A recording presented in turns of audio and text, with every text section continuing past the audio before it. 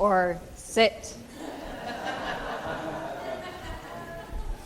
So I love this day. I mean, I love any day that lets us have a little bit more fun in church. I mean, there is a cat crawling into the sound booth right now, so what more do you need?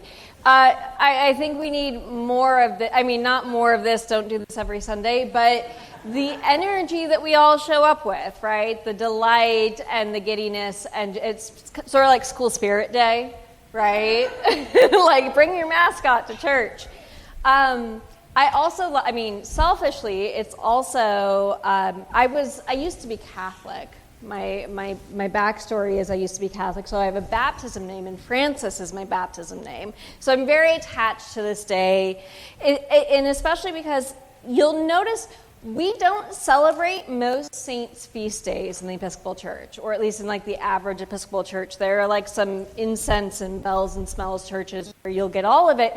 But this is one of the few that like fights through it all, and we still celebrate, so much so that it doesn't really matter if it's the actual feast of St. Francis. We all transfer it and we celebrate it. And so it's this funny thing within our practice and in our tradition, this character of Francis and what he has become and what he symbolizes within our tradition and our church.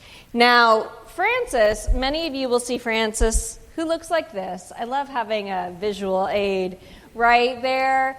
I had a professor in seminary who did a St. Francis sermon who talked about how he's gotten relegated to the bird bath, right? Like we say, he's gotten stuck with the animals, and you think of the pictures of him, you know, sort of, it feels very like Snow White, right? You think of the birds like following him.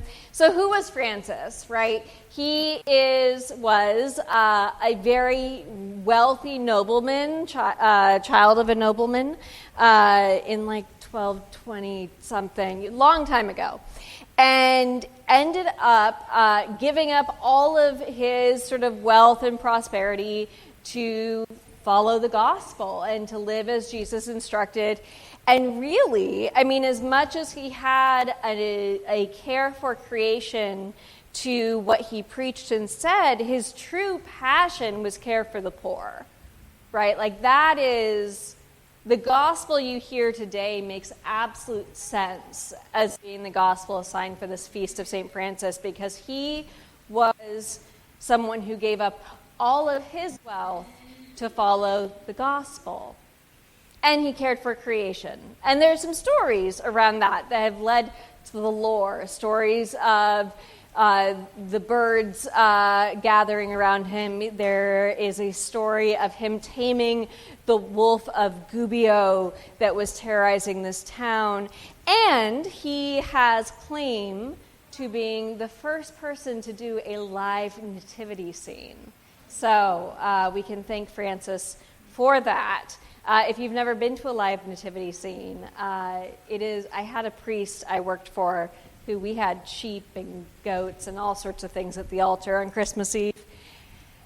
So Francis, for all we connect him to creation, is truly a person who underscores the need to care for all people. And in fact, the two things are connected.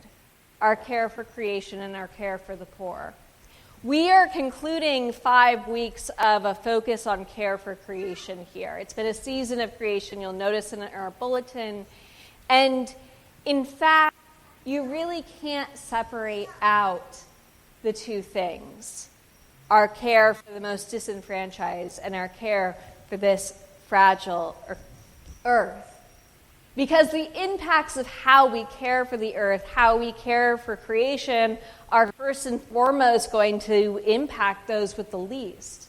It's the impacts of climate change and food deserts and everything in between that are impacting those who have the least resources to deal with it.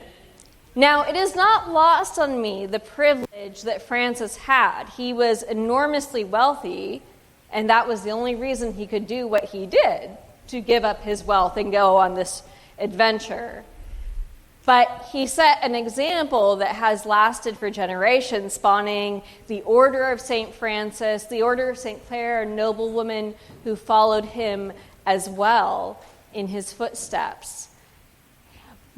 As we gather with our adorable pets and the creation all around us, I am reminded of our common life and connection. How intrinsic these pets are to your lives, how intrinsic our neighbors are to us, whether we know it or not. We gather and do this work with Tent City behind us, a gift that we're able to give back to those in need, and a reminder that we can always be doing more. St. Francis makes us feel good. We get to celebrate and have some joy in church. But I pray and hope we don't lose sight of the work and the message that he did, the life that he lived, that we don't lose him in the bird baths.